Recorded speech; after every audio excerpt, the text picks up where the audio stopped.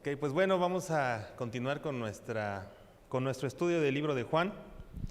Quiero que me acompañen, por favor, para que puedan abrir su Biblia en el capítulo 19, que es el capítulo que nos toca el día de hoy. Ya solamente estamos a 2 capítulos de terminar el libro. Parece que se nos fue muy rápido, ¿verdad? No sé cómo lo sintieron, pero yo decía, bueno, son 21 capítulos, pero ya vamos a terminar. Bueno, vamos a orar, ¿sale? Acompáñenme, por favor, vamos a poner ese tiempo en manos de Dios. Ayúdenme cerrando sus ojos. Señor, te agradecemos una vez más, aquí estamos una mañana más, Señor, un domingo más. Como decía el pastor, Señor, realmente estamos aquí porque necesitamos de ti, Señor. Y aquí estamos, Señor, porque has sido bueno con nosotros, Señor. Y solo queremos pedirte en esta mañana que nos ayudes una vez más, que abras nuestra mente, nuestro corazón, Señor, para recibir tu palabra, que no seamos nosotros, que seas tú, Señor, en nosotros, Padre.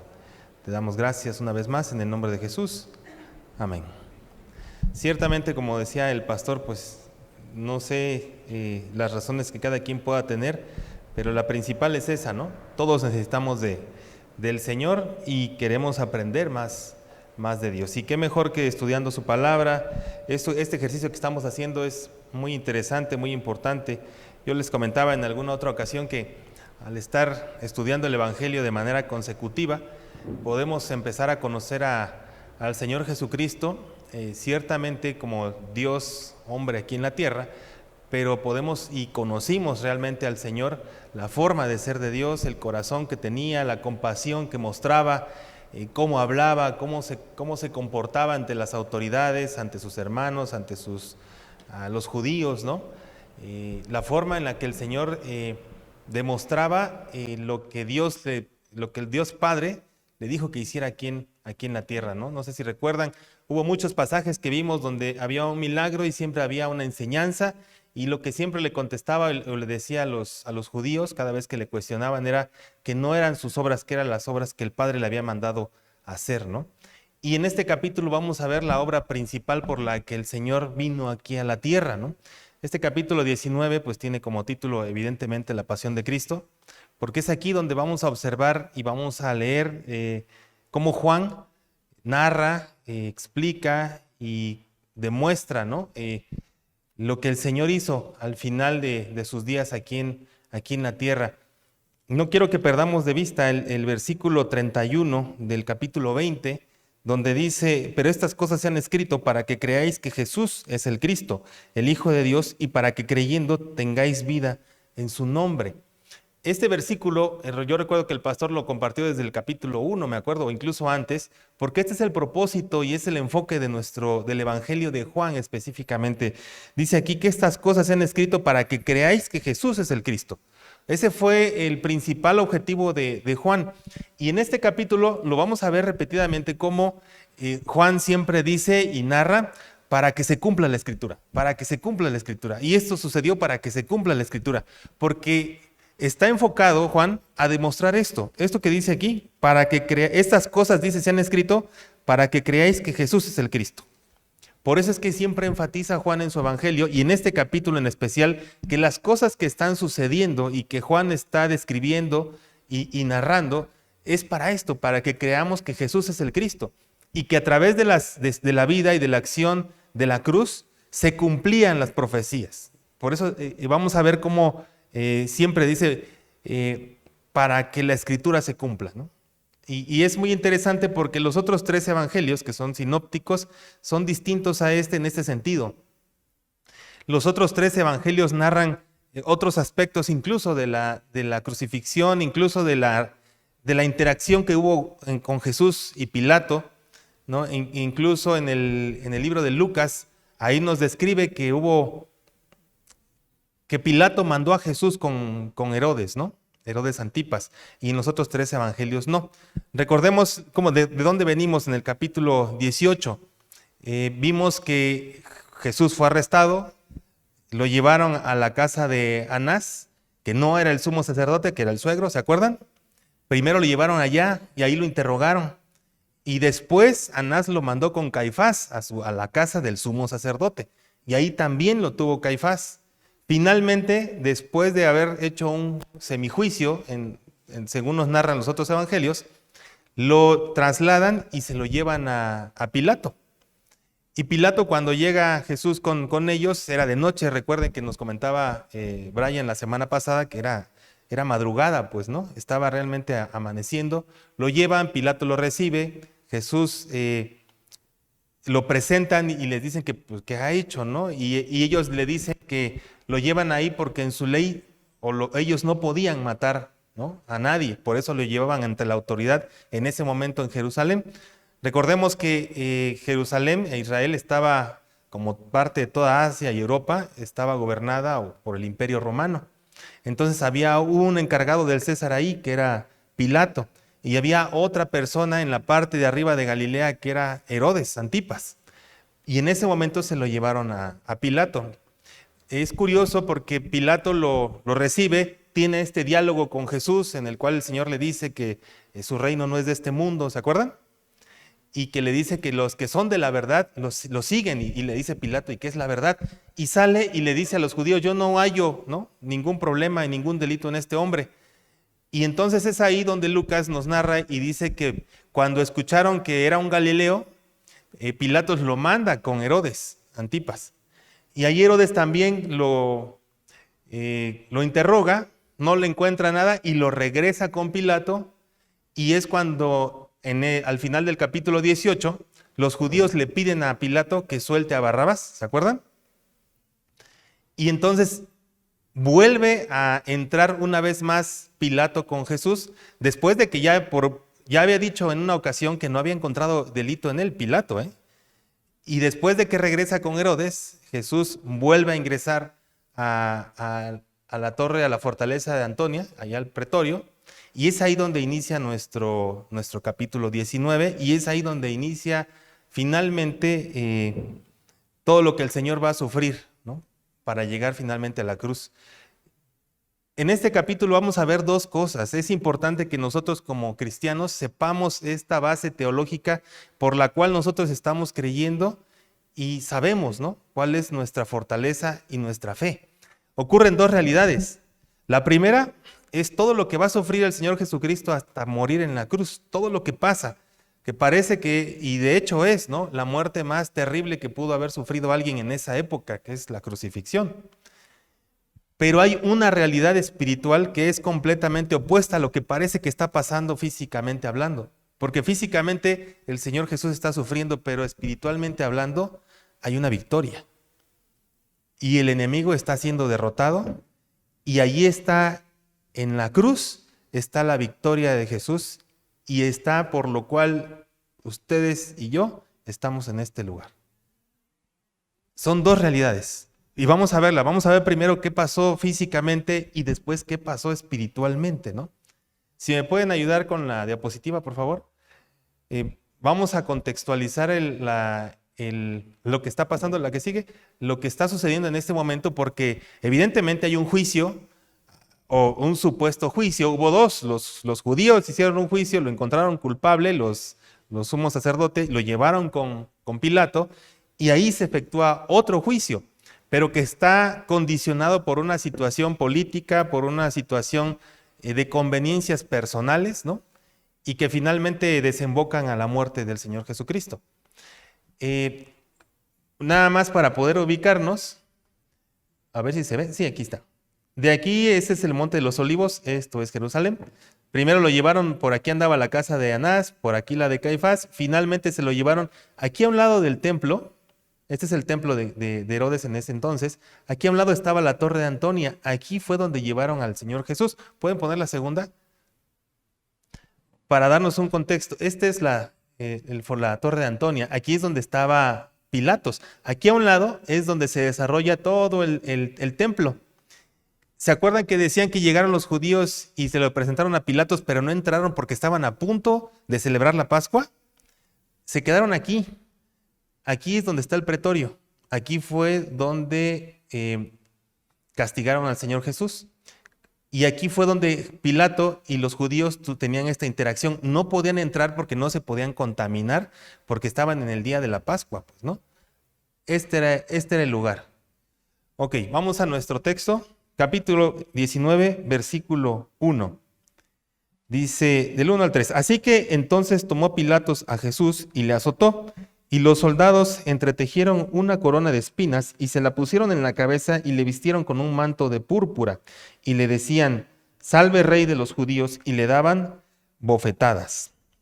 Ok, aquí desde este primer versículo donde dice que tomó Pilato a Jesús y le azotó, ya estaba ocurriendo la primer violación a la ley romana, porque Jesús no había habido un veredicto en contra del Señor y Pilatos viene y lo azota.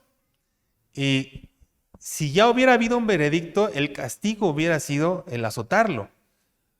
Sin embargo, nos damos cuenta que en el capítulo anterior, del versículo 38, cuando sale la primera vez a ver a los judíos Pilato, le dice, yo no hallo delito alguno. Y si no haya delito alguno, entonces ¿por qué lo azotó? ¿No? Entonces, no había un veredicto y si ya hubiera habido el veredicto y hubiera sido culpable, el castigo hubiera sido azotarlo, ¿no?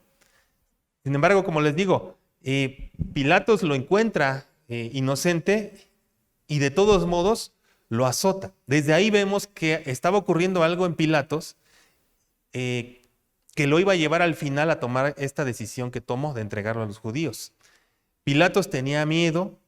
Pilatos, como gobernador del área de Judea, estaba en realidad temiendo por su propia seguridad como autoridad, porque los judíos lo estaban poniendo contra la pared, obligándolo a hacer algo que Pilatos sabía que no estaba bien. Y lo que quería hacer Pilatos era salvarse, decir, bueno, a ver, lo voy a azotar y se los voy a presentar para que ya se den por bien servidos y no haga yo algo que no está correcto. Por eso es que hacía eso Pilato. De ahí se equivocó, ahí estaba habiendo una violación a la ley porque no había habido veredicto, y si hubiera habido veredicto, el castigo hubiera sido azotarlo y después lo liberaban. Y no, simplemente como se vio presionado desde antes, donde le gritaban en el versículo 40 del capítulo 18, donde le pidieron que soltaran a Barrabás, Pilatos viene y lo azota. Juan no describe más. Fíjense cómo la flagelación se queda en un versículo, ¿no? Simplemente en el primero, donde dice le azotó. Los demás evangelios también narran un poquito más acerca de esta situación. Aquí lo que pasó el Señor Jesús fue un sufrimiento terrible. La flagelación o el azotar, según la ley judía, eran 40 azotes. Pero el problema aquí fue que los romanos no estaban bajo la ley judía. Los romanos no daban 40, los romanos tenían libertad de azotar cuanto ellos quisieran. Y lo hacían por 3 razones. La primera, para castigarlo, como el veredicto. La segunda era para hacer confesar a alguien de un delito. Y la tercera era para debilitarlo si es que iba a crucificarlo, ¿no?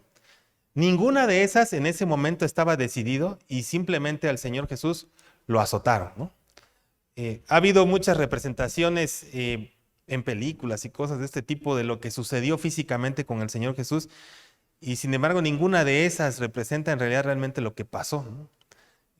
La flagelación o digamos que la herramienta, se llama flagelación porque el látigo es el flagelo, tiene un nombre, flagrum taxilatum se llama. No era simplemente un azotar con cuerdas, sino que al final tenía plomo, huesos, y era para infligir dolor e ir cada vez más deteriorando el cuerpo en este caso, del que iba a ser castigado, ¿no? Para que al final, uno, no muriera, porque no podía morir. Eso sí tenían los romanos, que eran expertos en eso. Castigaban a lo máximo, pero no mataban a la persona, para que pudiera seguir con el dolor al final si iba a ser crucificado, o para que pudiera sobrevivir si es que el veredicto había sido ese.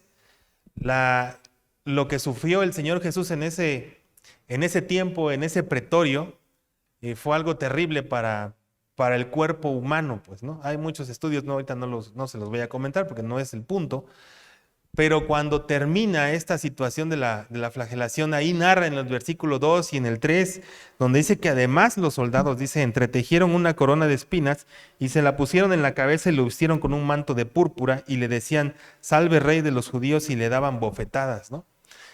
Aquí sí describe Juan que esta situación de darle bofetadas al Señor era un juego que tenían los romanos, en donde no era solamente con la palma, sino con el puño, ¿no?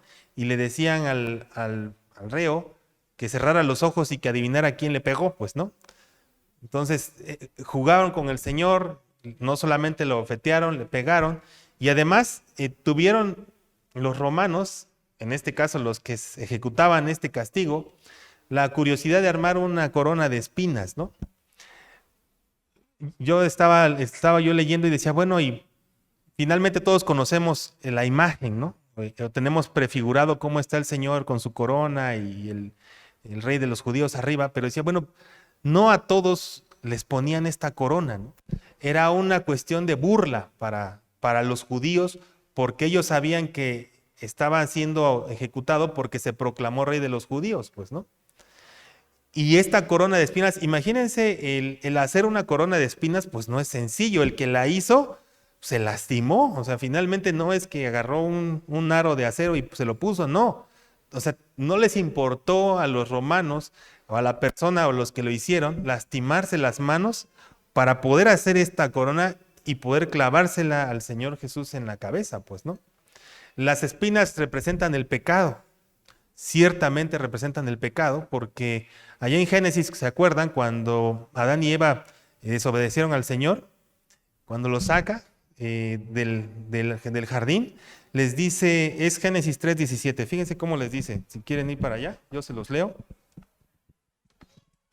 Génesis capítulo 3, versículo 17 y 18 dice, y vuestro padre me ha engañado y me ha cambiado el salario 10 veces, es 3, es ese 31, perdón. Génesis 3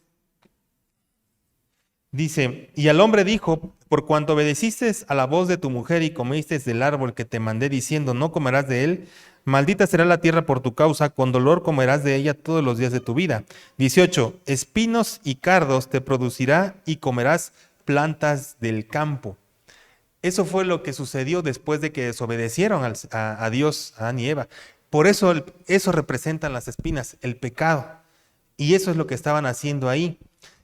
Ahora, bueno, ¿y por qué tanta hazaña de los romanos si en realidad ellos no tenían un motivo específico para castigar al Señor Jesús como lo castigaron? ¿Por qué lo hicieron? Pues sencillamente porque así es la naturaleza humana. Fíjense, vamos a Romanos 5, capítulo 5, versículo 10 y 12, un poquito más atrás. Romanos capítulo 5, adelante, perdón. Versículo 10 y 12. Dice, si ya lo encontraron, si no también está aquí arriba. Porque siendo enemigos, fuimos reconciliados con Dios por la muerte de su Hijo, mucho más estando reconciliados seremos salvos por su vida. ¿Ya vieron cómo dice al principio que dice? El versículo 10, si lo pueden regresar. Porque siendo, ¿qué dice? Enemigos. Ahora sí, el que sigue.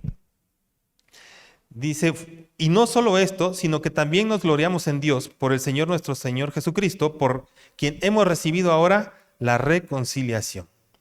Ahora, si vemos en el versículo 10 cuando dice siendo enemigos, nosotros antes de, por fe, recibir al Señor en nuestro corazón, ¿qué éramos de Dios? Cuando dice que somos enemigos, realmente espiritualmente hablando así era.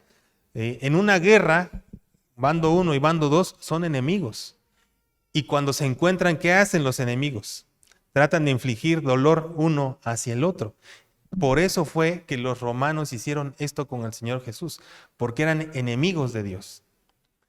No había una razón natural, digamos, normal para que le infringieran este dolor a nuestro Señor Jesucristo. Fue simple y sencillamente por la naturaleza caída del hombre. Éramos enemigos. Y lo castigaron a más no poder. Versículo 4. Dice, entonces Pilato salió otra vez y les dijo, mirad, os los traigo fuera para que os deis cuenta de que no hallo en él ningún delito. Y salió Jesús llevando la corona de espinas y el manto de púrpura. Y Pilato, dice, le dijo, he aquí el hombre. Cuando le vieron los principales sacerdotes y los alguaciles gritaron diciendo, crucifícale, crucifícale. Pilato les dijo, tomadle vosotros y crucificadle porque yo no hallo delito en él. Realmente fueron 3 veces las ocasiones en que Pilato entró y salió para ver a los judíos. Esta era la segunda vez de que Pilato salía y les decía, yo no encuentro delito alguno en este hombre, ¿no? La primera vez entró, salió y les dijo, después lo azotaron y vuelve a salir y les dice, yo no encuentro delito en este hombre. Cuando dice que salió Jesús llevando la corona de espinas y el manto de púrpura, Pilato les dijo, he aquí el hombre. Se puso Pilato cuando en lo que le vimos en la diapositiva, en el arco que vimos ahí, y dice, he aquí el hombre. Cuando les dice esto, en latín les dice ecce homo. No sé si han escuchado esta expresión. Este es el hombre. Y les estaba demostrando al Señor Jesús estar así, que en realidad lo que los judíos le estaban pidiendo a él no era correcto.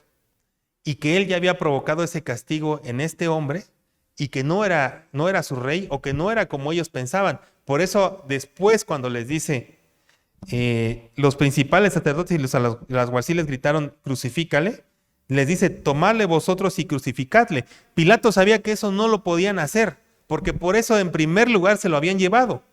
La primera vez le dijeron no, porque nuestra ley no nos lo permite. Entonces Pilato le decía, aquí está ya, crucifíquenlo ustedes, porque sabía que no podía suceder eso. Tenía que ser él el que diera esa instrucción y los romanos tenían que crucificarlo. ¿Qué estaba sucediendo aquí? Pilato se estaba resistiendo realmente a lo que los judíos querían. Dice en Isaías, vamos a leer esa parte, Isaías 52:14. Vamos a ir un poquito más atrás. Isaías 52:14.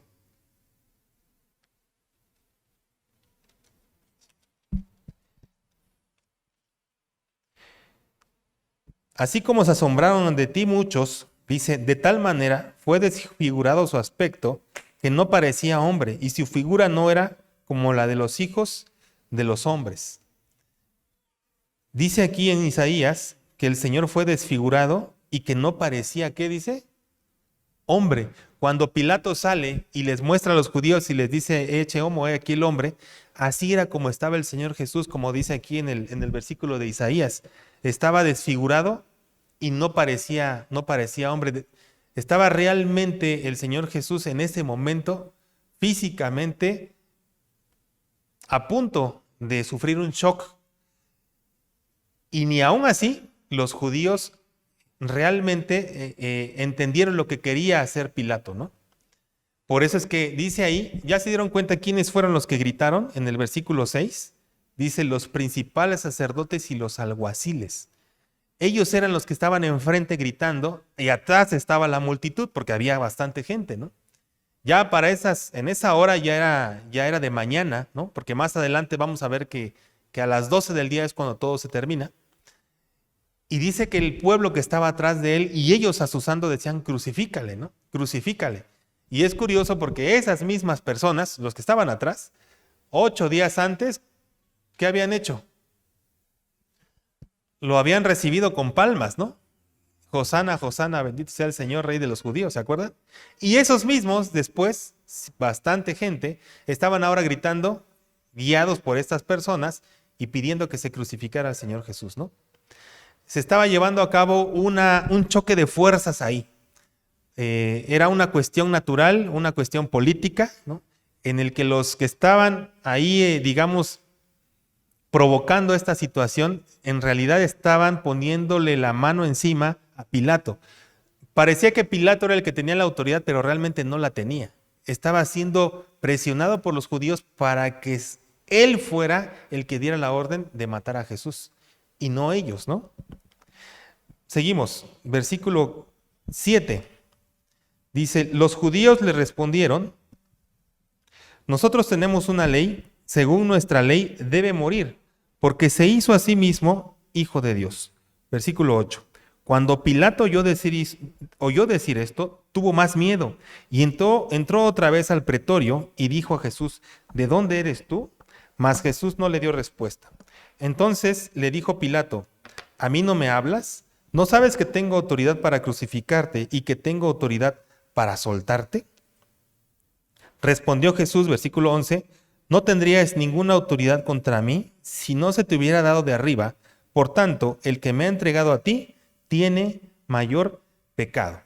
Fíjense cómo en este momento en el que Pilatos se ve acorralado por los judíos, en el versículo 7 le dice, nosotros tenemos una ley y según nuestra ley debe morir porque se hizo a sí mismo hijo de Dios. Y Pilato oyó decir esto y tuvo, dice, más miedo. Cuando dice la palabra que tuvo más miedo, ¿qué tenía ya antes? Todo el tiempo en que Pilato estuvo viendo esta situación, realmente estaba lleno de miedo. Y al tener miedo, estaba inseguro. ¿Por qué? Porque Pilato sabía lo que estaba pasando. Cuando le dicen en el versículo 7 los judíos que según su ley tiene que morir porque el Señor se hizo, dice, a sí mismo hijo de Dios, Pilato sabía que esa declaración era de muerte para Jesús, para la ley romana, porque el único que se podía llamar hijo de los dioses era el César. Nadie más podía hacer esa declaración en el Imperio Romano. Cuando los judíos le dicen esto a César, a Pilatos, dice que tuvo más miedo, porque se dio cuenta de que en realidad lo estaban acorralando para que diera su último veredicto, ¿no? En Mateo nos narra también que la esposa de Pilatos, no sé si recuerdan, estando en ese momento le mandó decir, no tengas nada que ver con este justo, ¿no? Porque he sufrido pesadillas por causa de esto, ¿se acuerdan? O sea, estaba ahí Pilato, estaba escuchando esto, le llega el mensaje de su esposa, bueno, ya estaba el hombre ahí lleno de miedo, no sabía qué hacer, se mete por tercera vez al pretorio, vuelve a traer a Jesús y es cuando le dice el versículo 9, y entró otra vez en el pretorio, por tercera ocasión entra Pilatos al pretorio. Ya habiendo él declarado 2 veces que Jesús era inocente, ya lo había dicho 2 veces. Y le dice, ¿de dónde eres tú? Dice, mas Jesús no le dio respuesta. Ya el Señor Jesús, imagínense cómo estaba ya en ese momento. La vez anterior cuando Pilatos platicó con el Señor Jesús, no estaba azotado. Y en ese momento Jesús fue que le dijo, mi reino no es de este mundo, ¿no? ¿Se acuerdan? En el capítulo 18. Cuando le pregunta esto, ya no le responde Jesús porque ya se lo había dicho, ¿no? Que su reino no era de este mundo y que si fuera de este mundo sus seguidores no lo permitirían, pues, ¿no? Entonces cuando no le contesta, Pilatos se molesta, se pone más nervioso y le dice, versículo 10, ¿a mí no me hablas?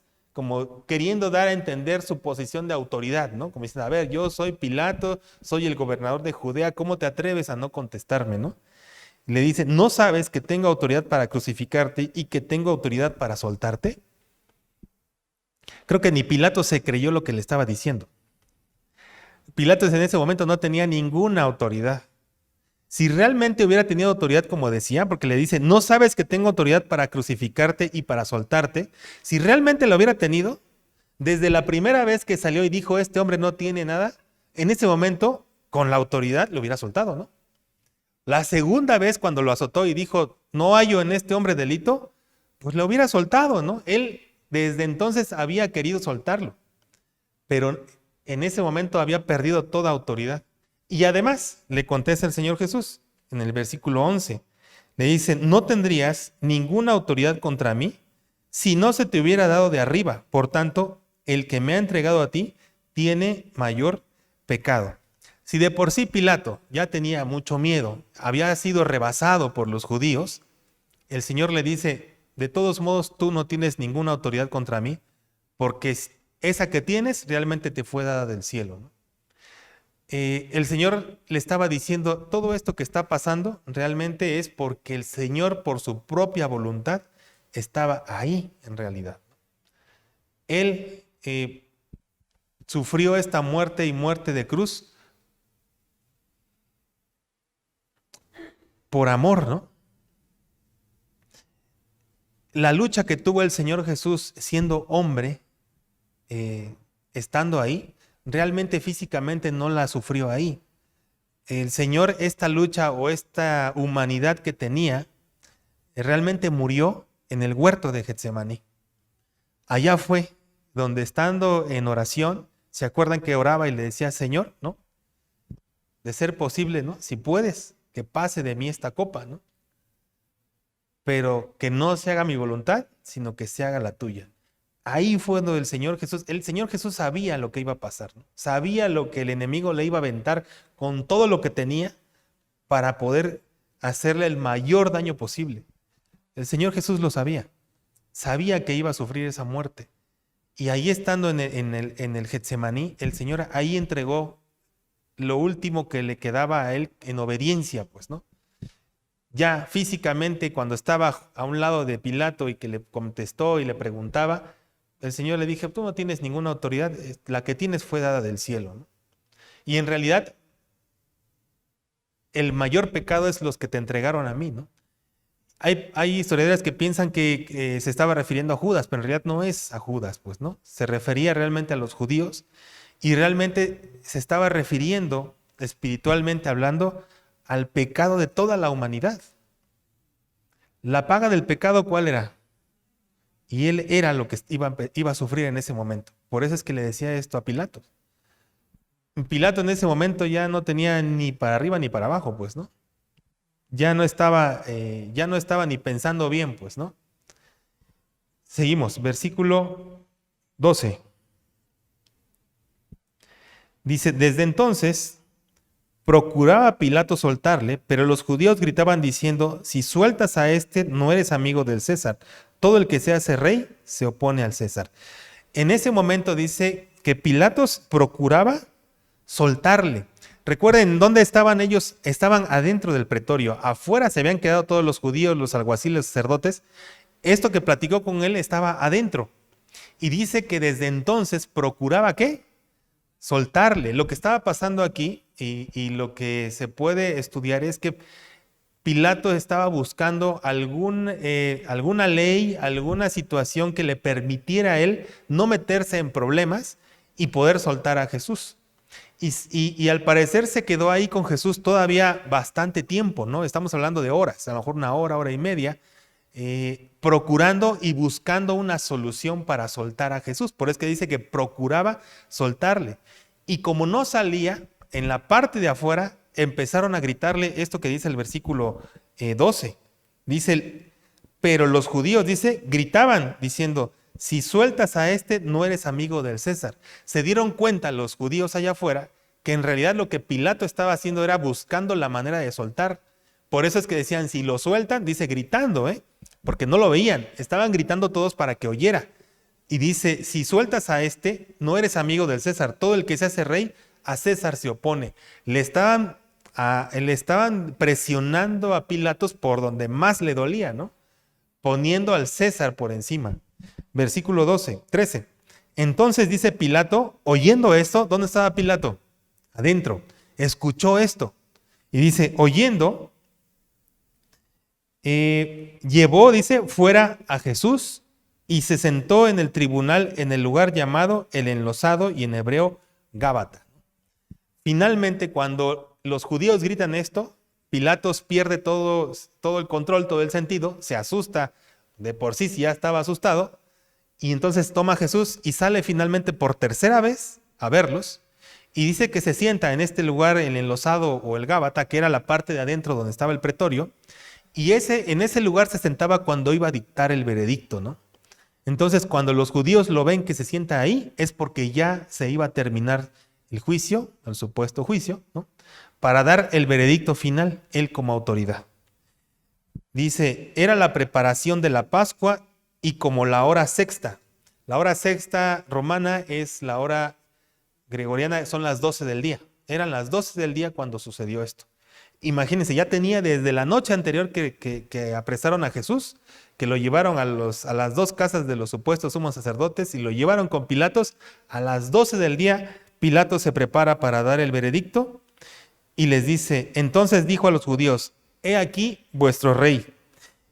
Y entonces se produce una declaración que los judíos, incluso hasta los judíos de ahorita, la niegan.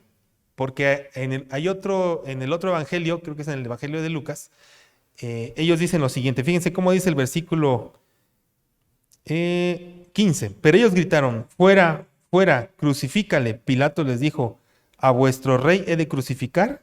Respondieron los principales sacerdotes, no tenemos más rey que el César. Y es ahí en donde Pilatos, aquí no lo dice, pero los evangelios sí, los otros evangelios, en donde él, ¿qué hace? Se lava las manos y dice que los judíos, en el evangelio de Lucas dice que la sangre sea sobre nuestra cabeza, ¿se acuerdan? Aquí se acabó y en realidad los judíos tomaron bando.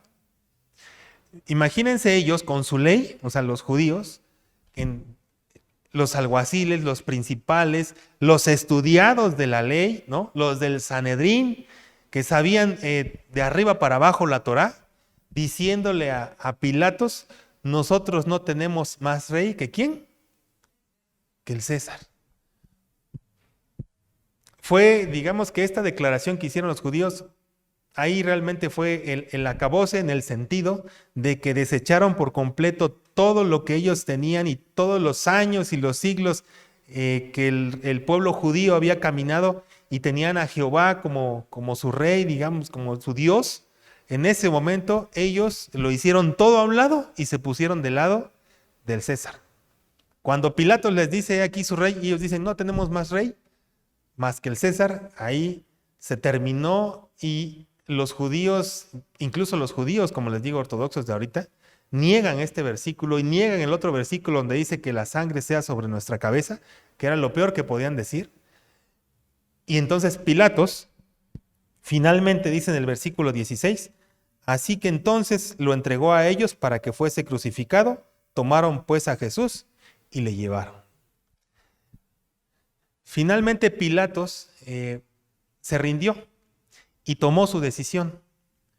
Y aquí podemos ver una situación antes de poder pasar a la crucifixión física de una persona que vela por sus propios intereses sabiendo o conociendo que está haciendo algo incorrecto, ¿no? Y ese es un mensaje también que debemos de tener nosotros mucho cuidado porque hay presiones en el mundo bajo las cuales nosotros siempre estamos sometidos y debemos de cuidarnos de no ceder, pues, ¿no? Y de no vender nuestra integridad, de nuestra decisión, simplemente para poder cuidar, como hizo Pilatos en este momento, su posición, ¿no? Estaba en juego la autoridad y la posición que tenía Pilatos en el Imperio Romano. ¿Qué hubiera pasado si Pilatos no crucifica a Jesús? Se levanta una situación, una revuelta en Judea y que iba a poner en entredicho la gobernabilidad de esa región ante el César. Y Pilatos tenía miedo, tenía mucho miedo, y con tal de salvarse él, entregó a Jesús. Realmente es algo complicado de decir o de entender, ¿no? Pero si nosotros no nos cuidamos y no somos conscientes y entendidos de quiénes somos en Cristo, podemos llegar a caer en esta situación que cayó Pilatos, ¿no? De querer cuidar una cosita aquí que no ponga en riesgo mi economía, mi estabilidad, no sé, alguna otra situación y la cambiemos por nuestra integridad, ¿no? Debemos tener mucho cuidado en esto que pasó y que Pilatos sufrió y que se dejó llevar y que finalmente cedió ante las presiones. Por eso es que esto fue un juicio político realmente, ¿no? Más que un juicio legal, ¿no? Porque aquí lo que se puso en juego fueron los intereses de unos y de otros, ¿no? Y en medio estaba la vida del Señor Jesucristo. Evidentemente todo esto era parte del plan de Dios, pero tuvieron que caer ciertas y darse ciertas circunstancias y tuvo alguien que fallar, digamos, en contra para que esto se llevara a cabo, ¿no? Entonces Pilatos aquí, él, aunque se lava las manos, en realidad no pudo lavarse, no puede lavar su corazón, pues, ¿no? Así, porque sabía lo que estaba haciendo y se puso primero él antes que la verdad, ¿no? Cuando Pilatos le preguntó al Señor Jesús, ¿y qué es la verdad? Ahí es donde estaba realmente negándolo, ¿no? Se puso él antes que la verdad. Seguimos. Versículo 17. Dice, y él cargando su cruz salió al lugar llamado de la calavera y en hebreo Gólgota. Y allí le crucificaron y con él a otros dos, uno a cada lado y Jesús en medio. Aquí sucede, pues bueno, todo el camino que, bueno, Juan, como les digo, no narra toda esta situación, ¿no? desde que salen de la Torre de Antonia, ¿no? Caminan, salen de Jerusalén y entran a este lugar, ¿no? Un montecito de arriba que dice Gólgota o Calavera. El Señor Jesús carga el madero, ¿no? Que era un madero como de 2 metros de largo. Va en esta vía dolorosa, como le llaman. Ahí es cuando el Simón también de Cirene que viene. Recuerden que era la Pascua, ¿no? Y que había muchísima gente y que todos los judíos venían de todos lados a celebrarla. Todos los varones judíos tenían que ir. Y este judío de Cirene era una ciudad cerca de Egipto, de por allá de aquel lado, y venía él a celebrar la Pascua y lo ponen a cargar, digamos, el madero, ¿no? Y no quería a Simón porque él sabía lo que significaba verse ahí, ¿no? Vemos en Gálatas 3:13, si quieren vamos a leerlo ahí.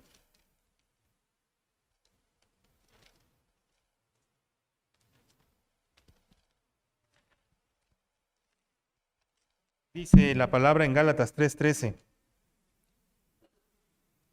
Cristo dice, nos redimió de la maldición de la ley, habiéndose hecho maldición por nosotros, porque escrito está, maldito todo el que es colgado en un madero. Maldito todo el que es colgado en un madero. El Señor Jesús se hizo así, dice, se hizo maldición por nosotros.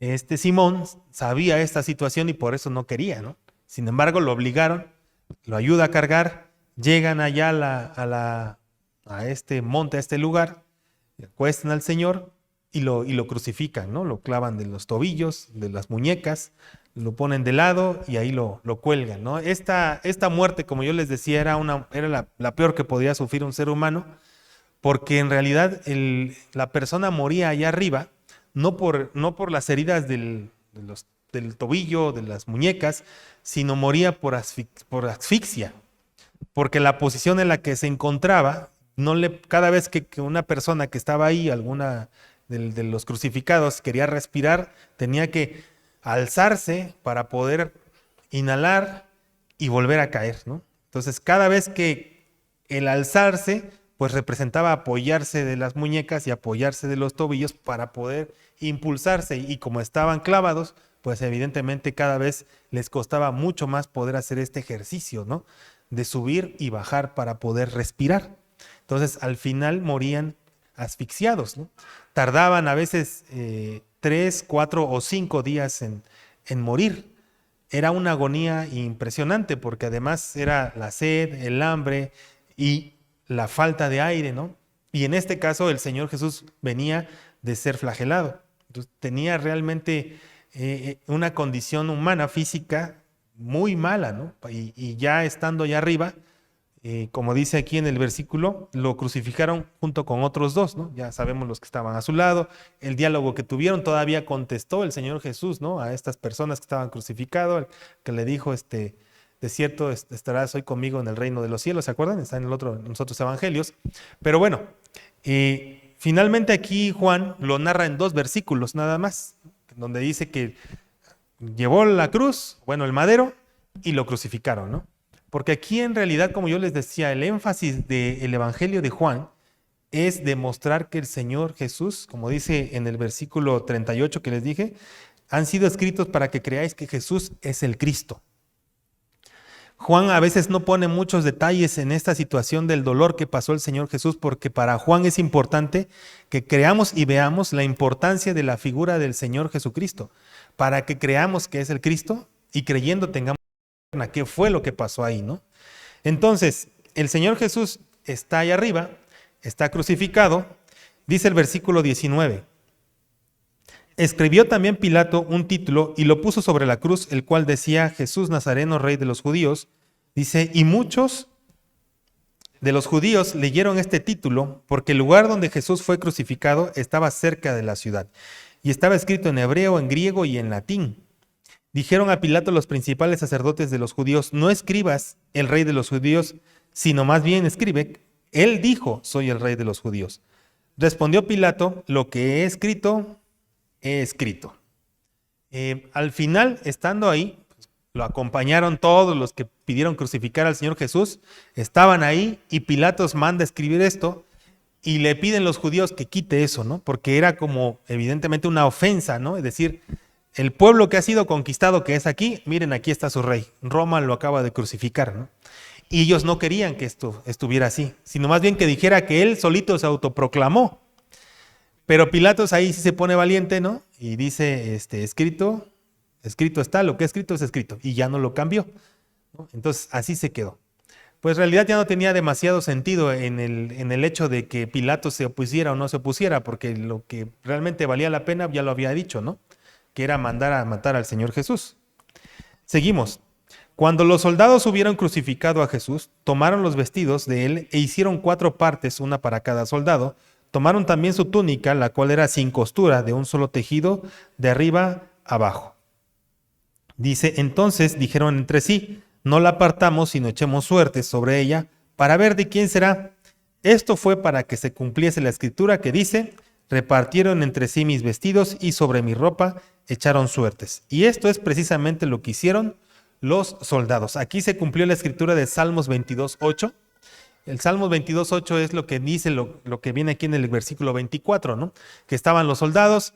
Para ese entonces, pues ya estaban esperando, ¿no? Que realmente murieran los crucificados. Seguimos, 25. Estaban de pie, dice aquí, junto a la cruz de Jesús, su madre y la hermana de su madre, María, mujer de Cleofas, y María Magdalena. Cuando vio Jesús a su madre y al discípulo a quien él amaba, que estaba presente, dijo a su madre, mujer, he ahí a tu hijo. Después dijo al discípulo, he ahí a tu madre. Y desde aquella hora el discípulo la recibió en su casa. Aquí Juan lo que nos narra son los últimos momentos del Señor de vida, ¿no? En la cruz. Y narra este pasaje en el cual dice las personas que estaban en el pie de la cruz, ¿no? Y no sé si recuerdan que en el capítulo 2, cuando fueron las bodas de Canaán, hay un pasaje en donde María se acerca a Jesús y le pide que le ayude a los que estaban ahí porque se les había acabado el vino, ¿se acuerdan? Y le dice Jesús a María, mujer, le dice, mujer, ¿qué tengo que ver conmigo? No ha llegado mi hora, ¿se acuerdan? Bueno, pues esta expresión viene a dar hasta este momento, ¿no? Para empezar, cuando el Señor Jesús le dice mujer a María, no es una expresión de desprecio, ¿no? Sino más bien era una expresión de cariño. Tan es así que en este momento le vuelve a decir mujer, ¿no? Cuando era su mamá, pues, ¿no? Le dice, mujer, he ahí a tu hijo. Y Juan narra en el versículo 26, dice, cuando vio Jesús a su madre, dice, y al discípulo a quien él amaba, ¿quién era ese? Juan, ¿no? Pues yo creo que ahí Juan dice, pues como yo le escribo, pues yo me pongo, ¿no? Pues sí, así como diciendo, ay, por cierto, ¿no? Por si no sabían, el discípulo a quien él amaba, ¿no? Y le dice, mujer, he ahí a tu hijo. Y después le dice a Juan, le dijo al discípulo, he ahí a tu madre. Y desde aquella hora el discípulo la recibió en su casa, ¿no? Como yo les comentaba de cuando empezamos la enseñanza, podemos ver aquí el carácter del Señor Jesús. Estando en la cruz, estando golpeado, estando allá arriba, se preocupa por su mamá, ¿no? Su mamá terrenal, evidentemente, ¿no? Y sabe que él va a morir y sabe que él va a resucitar y sabe que él se va a ir y su mamá se va a quedar ahí. Entonces, por eso es que la encarga prácticamente con Juan, ¿no? Y Juan la recibe. Y se da cuenta, pues, ¿no? Aún estando en esa condición, el Señor Jesús piensa siempre en los demás. Además de que se está ocupando de los pecados del mundo, ¿no? Poca cosa. Todavía está viendo a su mamá terrenal lo que está sufriendo ahí porque la está viendo, pues. Dice que estaban ¿en dónde? Al pie de la cruz, pues, ¿no? Estaba acompañada, pero estaba ahí con Juan también. Que dicho sea de paso, fue el único que estuvo desde que lo arrestaron, desde que se lo llevaron con Anás, con Caifás, estuvo ahí en el pretorio, caminó y finalmente fue el que llegó ahí con él, ¿no? Todos los otros 10, ¿no? Porque pues Judas ya se había ido, se escondieron. Y Juan era el que estuvo ahí estuvo Juan, ¿no? Por eso es que al que vea es a Juan y le encarga a su mamá. Seguimos, versículo 28, perdón. Dice, después de esto, sabiendo Jesús que ya todo estaba consumado, dijo, para que la escritura se cumpliese, tengo sed. Y había allí una vasija llena de vinagre. Entonces ellos empaparon el vinagre en una esponja y sujetándola a una rama de hisopo, se la acercaron a la boca. Luego Jesús tomó el vinagre, dijo, consumado está. Y habiendo inclinado la cabeza, dice, entregó el espíritu. Aquí vemos la muerte del Señor Jesucristo. Finalmente, después de todo este sufrimiento, de toda esta agonía, ¿no? Por eso se llama la pasión de Cristo, porque es el gozo que tenía el Señor para poder hacer esto. Finalmente muere el Señor Jesús, ¿no? Vemos en estos últimos 3 versículos que narra Juan una vez más para que se cumpliese la escritura, dice, ¿no? Dijo el Señor, tengo sed. Le acercan este vinagre para que pudiera tomar un poquito de refrescarse la boca para finalmente decir, ¿no? Ahí es donde dice las palabras también como nos narran en los otros evangelios, elagi, lama sabactani, ¿no? Dios mío, ¿por qué me has abandonado? ¿No? Que dice que en esta parte el Padre volteó su rostro de él porque ahí es donde estaba depositados los pecados de todo el mundo, ¿no? Y es lo que les digo, físicamente se estaba manifestando una muerte y un dolor hacia la persona humana del Señor Jesús, pero espiritualmente se estaba gestando la victoria del Señor Jesús, porque ahí estaba Él cargando los pecados de todos nosotros. Segunda de Corintios 5:21, vamos ahí. Segunda de Corintios capítulo 5, versículo 21.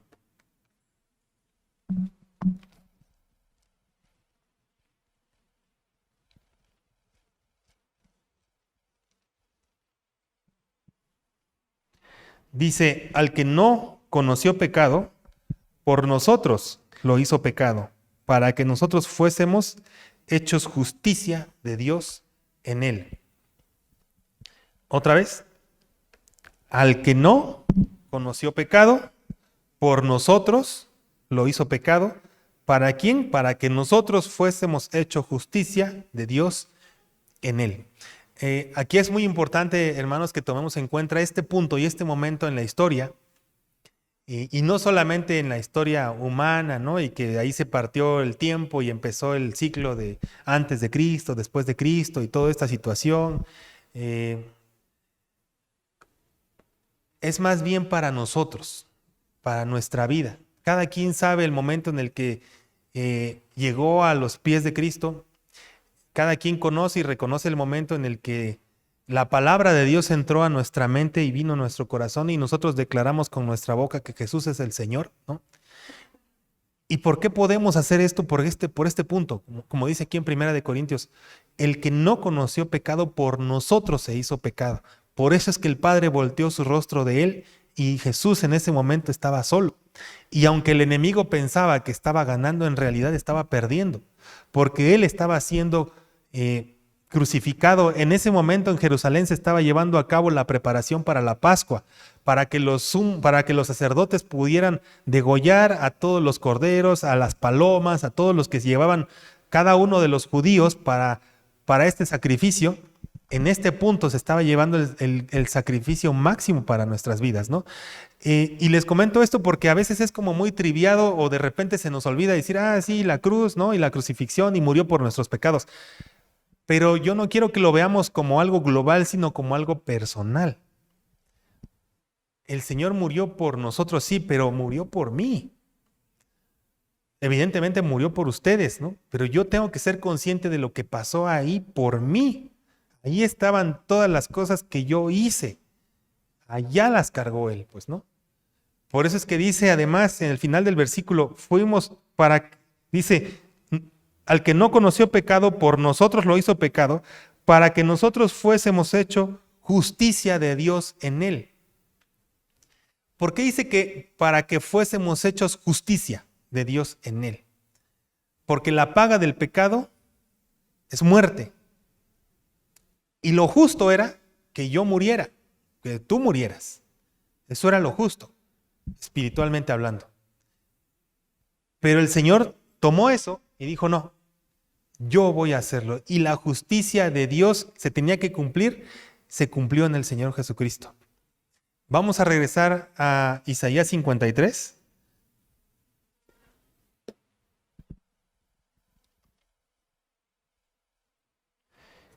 Isaías 53, versículo 3. Dice, fue despreciado y desechado de los hombres, varón de dolores, experimentado en quebranto, como uno ante quien se esconde el rostro, fue menospreciado y no lo estimamos. Ciertamente Él llevó nuestras enfermedades y soportó nuestros dolores, y nosotros le tuvimos por azotado, por herido de Dios y abatido. Cuando dice ciertamente Él llevó nuestras enfermedades, es lo que yo les digo. Llevó mis enfermedades, llevó y soportó mis dolores, y yo le tuve por azotado y por herido de Dios abatido. Cuando a veces tenemos este concepto de la cruz, lo vemos como muy global y sí, murió por nuestros pecados. No, murió por mis pecados. Y todo aquel que reconoce esto es el que puede decir, ¿no? Por la fe soy salvo. Porque Él murió por mis pecados. Y cuando nosotros somos conscientes de esto, es que entonces podemos responder lo que el pastor nos preguntó hace ratito. ¿Por qué estamos aquí? Porque el Señor murió por mis pecados y yo necesito. No puedo decir nosotros, no murió por nuestros pecados, no, nosotros necesitamos, no, yo necesito de Dios. Yo tengo necesidad de Dios. Por eso es que el cristianismo, como les digo, no es una religión. El cristianismo es una relación personal con Dios. Cada quien tiene una relación personal única con Dios. Cada quien. Yo tengo una relación personal, siempre les he comentado, mi esposa tiene una relación personal con Dios y ella es responsable de la relación que tiene con el Señor. Yo soy responsable. Mis papás, mis hermanos, ¿no? Sus hijos, sus nietos, sus sobrinos, cada quien debe tomar una decisión. Por eso cuando dicen, es que soy de cuna cristiana, porque desde que están chiquitos han recibido el evangelio y han sido instruidos como los niños allá arriba, ¿sí? Pero va a haber un momento en la vida de ellos en el que van a tener que tomar esta decisión de creer en que Jesús murió en la cruz por sus pecados, por mis pecados. Y en ese momento es cuando nosotros entramos a la otra realidad de la victoria, de la libertad, de la sanidad, de la salvación, de la paz, de la esperanza, aquí, en esta realidad. Por eso que yo les decía, hay dos cosas. Está muriendo el Señor Jesús, pero está venciendo en la cruz. Porque Él es el camino, es la verdad y es la vida, ¿no? Y si nosotros tenemos esta fe, decidimos transitar a través de su muerte para llegar a esta otra realidad espiritual en nuestras vidas. El amor, la paz, el gozo, la sanidad, es nuestra decisión. Y debemos de ser conscientes de esto que está pasando. Cuando el Señor Jesús dijo esta palabra, consumado es porque dijo, todo está hecho. Ya no hay nada más que se pueda hacer. Por eso es que cada vez que hacen en Semana Santa estos ritos de ir y colgarse, ir y golpearse, no tiene sentido. Ya nadie puede hacer nada más. Él hizo el supremo sacrificio. De nada sirve de que alguien más se flagele, alguien más se cuelgue, alguien más vaya de rodillas, alguien más, tú digas, no, voy a autohacerme algo a mí para poder ganar. Ya no, nadie puede ganarse nada. Nadie. Son obras muertas. ¿Por qué? Porque el Señor Jesús dijo, consumado es, ahí en la cruz. Él ya lo hizo todo.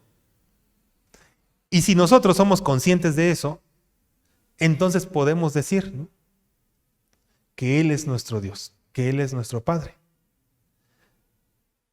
Como les digo, es mi Padre, mi Señor, mi Dios, mi sanador. Y yo quiero que sea el tuyo. Pero tú tienes que tomar tu decisión. Los niños tienen que tomar su decisión. Allá afuera la gente tiene que tomar su decisión. Por eso es que es el camino hacia el Padre, el camino hacia la salvación. Y ahí Él se hizo justicia, la justicia de Dios. Porque Dios no se hizo trampa. O sea, no es de que yo amo tanto a los hombres que ahora voy a voltear los ojos y los voy a traer para acá, ¿no? No. Dios es justo. Dios es justo. Por eso es que fue a morir Jesús en la cruz, para cumplir lo que incluso venía en Génesis, ¿no? Donde la serpiente morderá en el calcañar de la mujer, ¿no es? Y ahí fue donde se cumplió.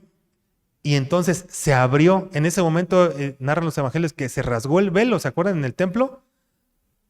Y se abrió. Ya no hay más división.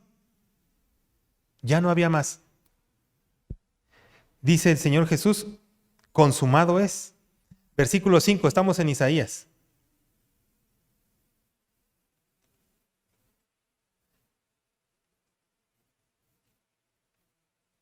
Mas el herido fue por nuestras transgresiones y molido por nuestros pecados. El castigo de nuestra paz fue sobre él y por sus llagas fuimos nosotros curados.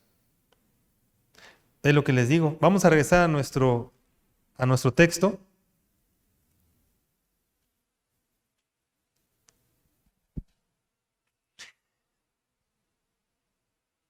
Cuando sucedió esto, ¿no? Dice el versículo 31. Entonces, los judíos, por cuanto era la preparación de la Pascua, dice, a fin de que los cuerpos no quedasen en la cruz el sábado, pues aquel sábado era de gran solemnidad, ¿no? Y acuérdense que el sábado no se podía hacer nada. Rogaron a Pilato que les quebrasen las piernas y fuesen quitados de allí. Vinieron pues los soldados, versículo 32, y quebraron las piernas al primero y asimismo al otro que había sido crucificado con él. Mas cuando llegaron a Jesús, como le vieron ya muerto, no le quebraron las piernas. Pero uno de los soldados le abrió el costado con una lanza y al instante salió sangre y agua. Y el que lo vio da testimonio, y su testimonio es verdadero, y él sabe que dice la verdad, para que también vosotros creáis. Porque estas cosas sucedieron para que se cumpliese la escritura. No se le quebrará ningún hueso. Y también otra escritura dice, mirarán al que traspasaron.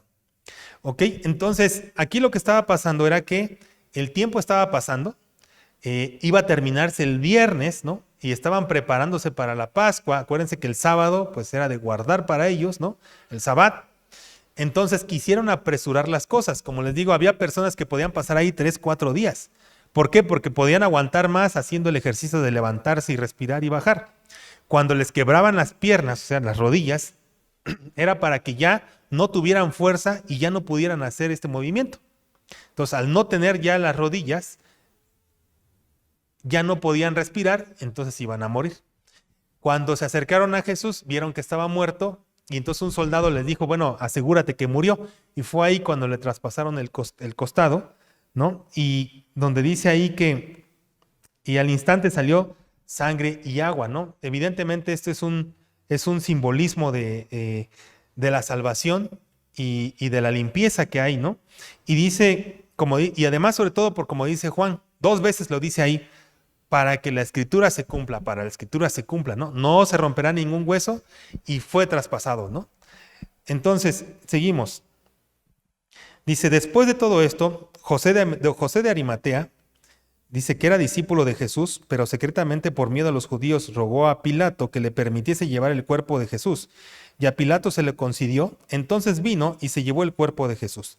También Nicodemo, el que antes había visitado a Jesús de noche, vino trayendo un compuesto de mirra y de aloe como 100 libras. Tomaron pues el cuerpo de Jesús y lo envolvieron en lienzos con especias aromáticas, según es costumbre sepultar entre los judíos.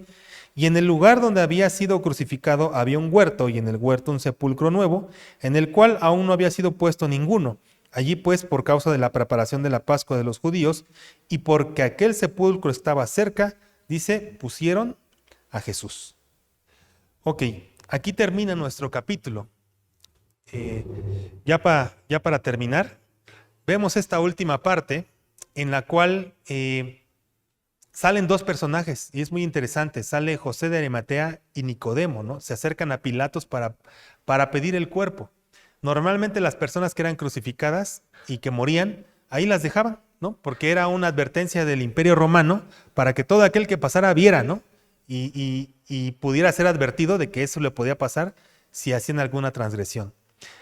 Entonces José y Nicodemo se acercan a Pilato. Recuerden que estos eran, Nicodemo se acercó de noche a Jesús, ¿no? ¿Para qué? Para que no lo vieran, ¿no? Y no se dieran cuenta. En este momento los dos de día van con Pilato y de día van y bajan a Jesús. Todos se dieron cuenta entonces que eran seguidores de Jesús. O sea, todos me refiero a los alguaciles y a los principales sacerdotes. En ese momento ellos ya no les importó y realmente demostraron, ¿no?, que eran seguidores de Jesús. Y sus discípulos seguían escondidos, ¿no? Seguían en el aposento alto. Ellos dos fueron los que bajaron el cuerpo de Jesús. Ahora recuerden que estaban preparándose para la Pascua y tampoco les importó tocar el cuerpo, ¿no?, de una persona muerta, porque según lo que ellos tenían en su ley, se contaminaban, ¿no? Y ellos ya no les importó porque realmente entendieron que aquella Pascua ya no tenía sentido porque la verdadera Pascua ya había sido llevada. Y por eso fue que fueron, bajaron, y narra aquí, ¿no?, que llevaron aloe y mirras, ¿no?, porque lo que hicieron era embalsamar el cuerpo y le untaban ese aloe para sellar, ¿no?, y que no hubiera contacto con el oxígeno y no hubiera esta descomposición. No les dio tiempo terminar a ellos porque el día se acabó y ya venía la Pascua. No terminaron de embalsamarlo. Por eso es que más adelante en el otro capítulo vamos a ver que el otro día, el lunes, llegaron María para terminar de hacer el trabajo, ¿no? Y fue cuando ya no lo encontraron ahí. Pero eso lo vamos a ver la próxima semana. ¿Ok? Muy bien, pues bueno, vamos a terminar. Vamos a dar gracias por este tiempo. Quiero que me acompañen. Vamos a cerrar nuestros ojos. Vamos a orar. Señor, te agradecemos mucho, Señor, en esta tarde. Te damos gracias por la oportunidad que tú nos das de poder estudiar tu palabra, Señor, de poder entender lo que tú nos quieres enseñar en esta mañana. Solamente nosotros queremos poner delante de ti nuestra vida, Señor. Decirte una vez más que te necesitamos, que por eso estamos aquí, Señor. Que reconocemos, Señor, que si estamos aquí en este lugar es por ti, Señor. Que reconocemos, Padre, que solamente tú tienes estas palabras de vida eterna, Señor, sobre las cuales podemos vivir, sobre las cuales nosotros podemos levantarnos todas las mañanas, sobre las cuales está puesta nuestra esperanza, Señor. Tú eres nuestra paz, tú eres nuestra sanidad, Señor. Tú eres nuestro gozo, nuestra fortaleza, tú lo eres todo para nosotros, Padre. Reconocemos, Señor, que eso que hiciste, Señor, lo hiciste por mí. Lo hiciste por lo que yo era, Señor. Lo hiciste por amor, como dice tu palabra, porque de tal manera amó Dios al mundo que dio a su Hijo unigénito, para que todo aquel que en Él cree no se pierda y tenga vida eterna. Lo hiciste por mí, Señor. Sufriste en la cruz y lo sufriste por mí, Señor. Y en esta mañana, Señor, yo quiero decirte, Padre, que yo reconozco, Señor, que tengo necesidad de ti, Señor. Que nada somos, que nada soy, Señor, si tú no estás conmigo. Te doy muchísimas gracias por ese sacrificio que hiciste, Señor. Y en consecuencia, Padre, mi vida es un sacrificio ahora para ti, Señor. Dice también en tu palabra que presentemos nuestros cuerpos como sacrificio, nuestros miembros como sacrificio, y un sacrificio de santidad, un sacrificio de pureza, un sacrificio, Señor, para andar en aquellas obras que tú preparaste para nosotros, Señor. Ahora yo quiero ser este sacrificio para ti, Señor. Yo quiero ser, Señor, lo que tú has dicho que soy, Padre. Primeramente que soy tu hijo, Señor. Yo quiero apartarme del mal, Señor. Yo quiero dejar atrás todas aquellas cosas, Señor, que aún me atan a esta tierra. Yo quiero ser, Señor, el sacrificio vivo, presentar mis miembros, Señor, a tu servicio, Padre. Por amor a ti, Señor. Yo te doy gracias, Señor, en esta mañana por la vida de mis hermanos, Señor. Tú nos conoces, Señor, tú sabes de lo que tenemos necesidad, por qué estamos aquí. Y aún, Señor, si hay alguien aquí que está dudando en su corazón, yo te pido, Señor, que en esta mañana tú también hables a ese corazón. Pero que por encima de todas las cosas, Señor, tu amor sea en nosotros. Te amamos, Señor, desde lo más profundo de nuestro ser. Y no queremos irnos a ningún lugar, Señor, donde no esté tu presencia. Queremos dejar atrás todo aquello que nos ata a este mundo, Señor, y el pecado también. Así que en tus manos estamos, Padre. En el nombre de Jesús.